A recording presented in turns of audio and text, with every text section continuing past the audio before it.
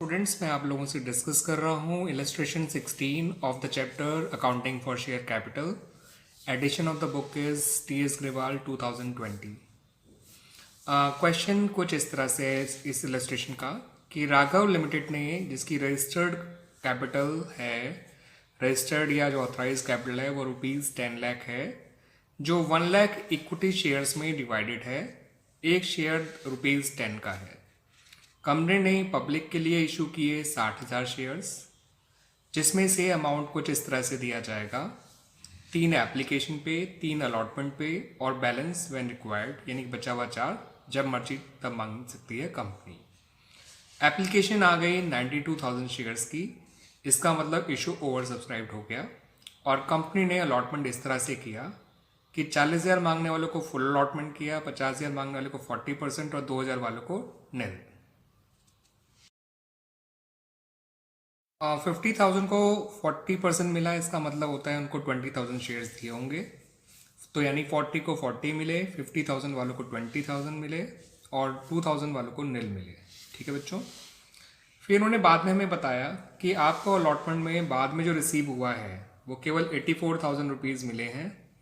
उस अमाउंट को हटाने के बाद जो एप्लीकेशन से कैरी फॉरवर्ड हुआ होगा, आपसे एंट्रीज मांगी गई हैं टिल अलॉटमेंट ओनली, क्योंकि इसमें आगे कोई इन्फॉर्मेशन है ही नहीं, तो अंडरस्टूड है उसमें अलॉटमेंट तक की ही एंट्री मांगी गई है बच्चों। ठीक है बच्चों, क्वेश्चन तो आपको समझ में आ गया। अब इसके सॉल्यूशन को करने से पहले मैं आपको एक टेबल के बारे में बताने जा रहा हूँ। तो ओवर सब्सक्रिप्शन वाले क्वेश्चंस के लिए आपको वो टेबल जरूर कर बनानी है।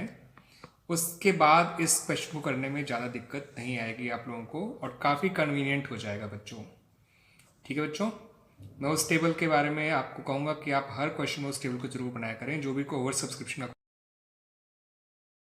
आइए बच्चों उस टेबल को देख लेते हैं। टेबल का सबसे पहला कॉलम होता है कैटेगरीज का, जो कि इस क्वेश्चन में फुल, प्रोराटा और रिजेक्टेड था। ठीक है बच्चों। सेकंड कॉलम होता है शेयर अप्लाइड, यानी जितना शेयर लोगों ने अप्लाई किया अंडर द डिफरेंट कैटेगरीज। तो आप जानते हैं फुल वालों के शेयर अप्लाइड 40,000 से, प्रोराटा वालों के शेयर अप्लाइड 50,000 से और रिजेक्टेड वालों के शेयर अप्लाइड 2,000 थे। पहला कॉलम क्लियर ऑफ कैटेगरीज, दूसरा कॉलम फॉर शेयर अप्लाइड, तीसरा column is for share allotted, जो जो शेयर उनको दिए गए। तो आप जानते हैं फुल वालों को फुल दिए गए यानी कि 40,000 वालों को 40,000, 50 वालों को 40% यानी 20,000 एंड 2,000 मांगने वालों को 0 दिए गए थे यानी निल दिए गए थे। आप देख सकते हैं शेयर अप्लाइड 92, अलॉटेड शेयर 60। जितने शेयर कंपनी ने इशू किए थे कंपनी उतने ही शेयर अलॉट करेगी।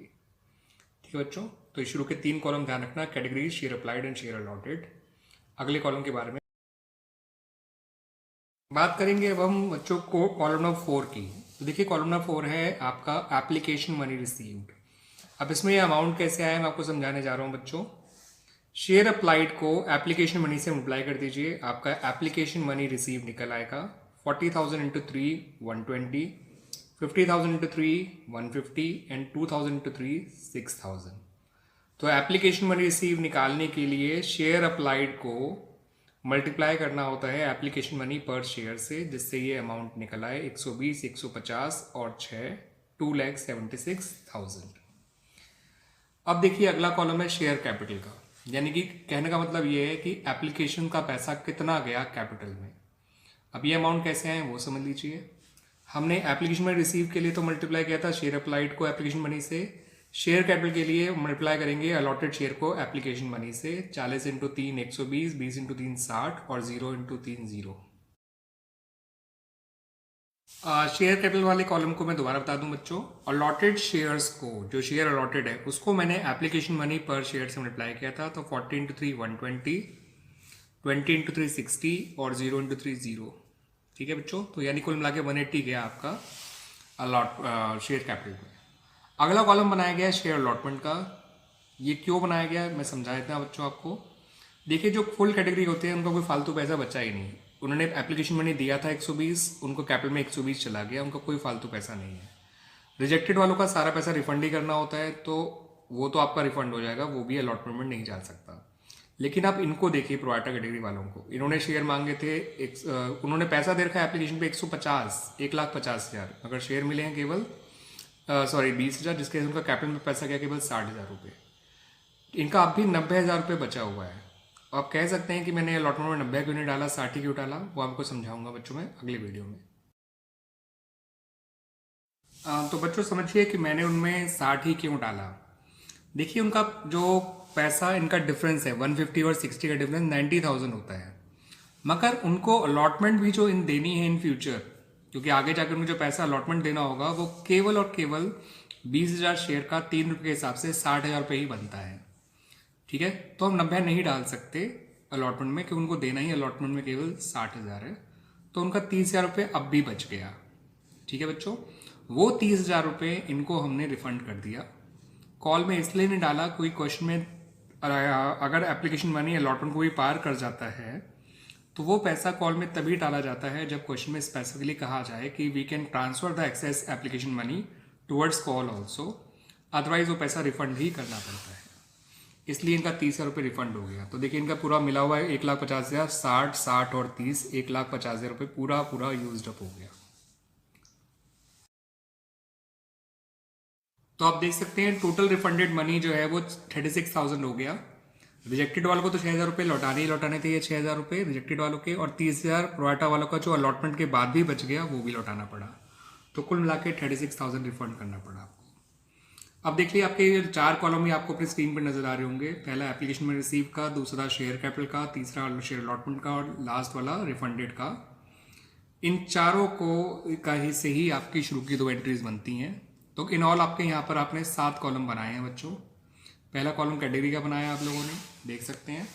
दूसरा कॉलम शेयर अप्लाइड का, तीसरा शेयर अलॉटेड का, चौथा एप्लीकेशन में रिसीव्ड का, पांचवा शेयर कैपिटल का, छठा शेयर अलॉटमेंट का, और सातवां रिफंड यानी बैंक का।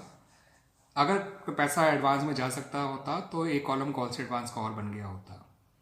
अब बात करेंगे बच्चों जर्नल एंट्रीज की और किस तरह से बनाई जाएंगी और कैसे ये टेबल उनके एंट्रीज के अमाउंट फिल करने में हेल्प करेगा, वो देखेंगे अब हम। देखिए बच्चों, पहली एंट्री जो करी गई है bank account debit to share application account, वो 2,76,000 से की गई है। ये 2,76,000 वही है जो आपका एप्लीकेशन में रिसीव था उसका टोटल। ठीक है बच्चों, उसके अलावा आपको देखिए 3 अमाउंट और नजर आ रहे होंगे। कैपिटल का 180, शेयर अलॉटमेंट का 60 और रिफंडेड अमाउंट का 36,000। तो अब सेकेंड एंट्री देखिए कैसे बनाई गई है।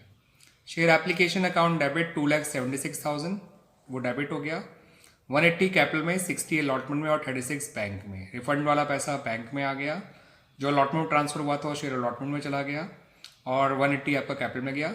ठीक है, तो देखिए बच्चों इसी टेबल की हेल्प से शुरू की 2 एंट्रीज कितनी आसानी से बन गई। मैं आपको एक चीज़ और क्लियर कर दूं बच्चों, अब जो अलॉटमेंट की एंट्री कराई जाएगी उसमें ड्यू पहले होगा, और वो ड्यू जो एंट्री कराई जाएगी वो आप 60,000 शेयर से करिएगा जितने शेयर इशू किए थे, इंटू 3, 1,80,000 रुपये। आप देख सकते हैं ये रही share allotment to share capital account 1,80,000। Share allotment due तो आपने 1,80,000 से कराया मगर अलॉटमेंट की रिसीविंग 84,000 से ही हुई है। वो क्वेश्चन में क्लियरली मेंशन कर रखा था आपको। ठीक है, आप सोच सकते हैं कि ड्यू तो 180 से कराया, रिसीविंग केवल 84 से, इतना ज़्यादा अरियर कैसे हो गया। इस हिसाब से तो अरियर 96,000 नजर आ रहा है, मगर ऐसा नहीं है। आप समझिए बच्चों, आपने अलॉटमेंट ड्यू बेशक 1,80,000 से कराई थी, लेकिन आउट ऑफ दैट 60,000 तो पहले से ही आए हुए थे अलॉटमेंट के, जो एप्लीकेशन से ट्रांसफर हुए थे। यानी कि हमें अब अलॉटमेंट में केवल 1,20,000 रुपये मिलने थे, लेकिन मिले केवल 84,000, यानी एरियर हुआ आपका केवल 36,000। सही है बच्चों, तो ये तो इन्होंने जो बुक में एंट्री बना रखी है विदाउट ओपनिंग अरियर अकाउंट करी है, लेकिन मैं इसको विद ओपनिंग अरियर अकाउंट इस तरह से करके दिखाएंगे आपको। बैंक में आ जाएगा 84,000, कॉल सेंटर में 86,000, शेयर अलॉटमेंट में 120।